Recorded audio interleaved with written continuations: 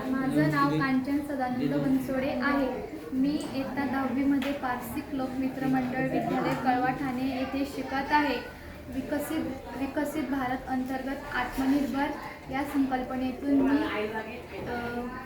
कागदी वस्तू बनवत आहे। कागदी वस्तू बनवण्यासाठी मी वापरलेले साहित्य कैची, गम, सुतळी आणि वर्तमानपत्र आहे। कमीत कमी खर्चात आपण सुंदर व आकर्षक वस्तू तयार करू शकतो। तयार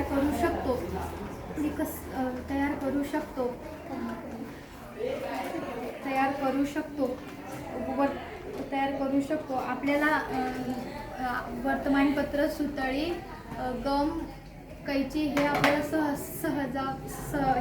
सहजरित्या उपलब्ध होऊ शकतात।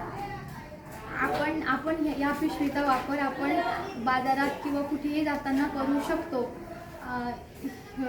ही पिशवी बनवणं खूप सोपं आहे। ही पिशवी बनवणं खूप सोपं आहे। स्वच्छ भारत अभियान व प्लास्टिक मुक्त अभियानास मी समर्थन करते। धन्यवाद।